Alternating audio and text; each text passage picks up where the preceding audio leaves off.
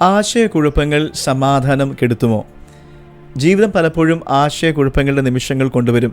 പ്രതീക്ഷിക്കാത്ത വെല്ലുവിളികളും വേദനാജനകമായിരിക്കുന്ന നഷ്ടങ്ങളും അമിതമായ ഉത്തരവാദിത്തങ്ങൾ വരുമ്പോൾ അത്തരമുള്ള സമയങ്ങളിൽ വല്ലാത്ത ഉത്കണ്ഠകളും അസ്വസ്ഥതകളും പിന്നെ നഷ്ടപ്പെടലിൻ്റെ അവസ്ഥയും ഒറ്റപ്പെടലിൻ്റെ അവസ്ഥയും എളുപ്പത്തിൽ ഒരു മനുഷ്യൻ്റെ ജീവിതത്തിൽ വരാം. എന്നിട്ടും ഈ കൊടുങ്കാറ്റുകൾക്കിടയിലും ദൈവം നമ്മോട് പറയുന്നത് യഥാർത്ഥ സമാധാനം അവൻ നമുക്ക് നൽകുമെന്നാണ്. ലോകം നൽകുന്നത് പോലെയല്ല അത്, മറിച്ച് നമ്മുടെ ഹൃദയങ്ങളെ ഉറപ്പിക്കുന്ന സന്തോഷം നൽകുന്ന ആഴമേറിയ ഒരു സമാധാനമാണ്. അതിന് മങ്ങൽ ഏൽക്കാത്തതും ശാന്തത നൽകുന്നതുമായ ഒരു സമാധാനം.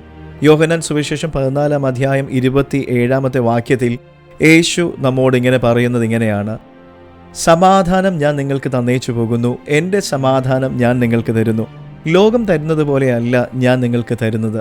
നിങ്ങളുടെ ഹൃദയം കലങ്ങിപ്പോകരുത്, ഭ്രമിക്കുകയും അരുത്. ദൈവം തരുന്ന സമാധാനം നമ്മുടെ സാഹചര്യങ്ങളെ ആശ്രയിച്ചിരിക്കുന്നില്ല. അത് ദൈവ സാന്നിധ്യത്തിൽ നിന്ന് ഒഴുകുന്നതാണ്. ചുറ്റുമുള്ള എല്ലാം അസ്ഥിരമായി തോന്നുമ്പോഴും ഇത് സുരക്ഷിതത്വം നമുക്ക് നൽകുന്നു. ഫിലിപ്പിയർക്ക് എഴുതിയ ലേഖനം 4-ാം അധ്യായം 6-7 വാക്യങ്ങൾ അപ്പോസ്തലനായ പൗലോസ് ഇങ്ങനെ പറയുന്നു: ഒന്നിനെക്കുറിച്ചും വിചാരപ്പെടരുത്, എല്ലാത്തിനും പ്രാർത്ഥനയാലും അപേക്ഷയാലും നിങ്ങളുടെ ആവശ്യങ്ങളെ സ്തോത്രത്തോടും ദൈവത്തോട് അറിയിക്കത്രേ വേണ്ടത്. എന്നാൽ സകല ബുദ്ധിയെയും കവിയുന്ന ദൈവിക സമാധാനം നിങ്ങളുടെ ഹൃദയങ്ങളെയും നിലവുകളെയും ക്രിസ്തുയേശുവിൽ കാക്കും.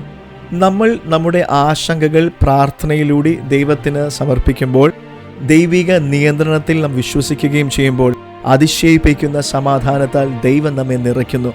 ജീവിതത്തിലെ ആശയക്കുഴപ്പങ്ങൾക്കിടയിലും ദൈവം നമ്മുടെ നങ്കൂരവും നമ്മുടെ അഭയസ്ഥാനവുമാണ് എന്ന് തിരിച്ചറിഞ്ഞുകൊണ്ട് നമുക്ക് ഉറച്ച് നിൽക്കുവാൻ കഴിയും. God bless you.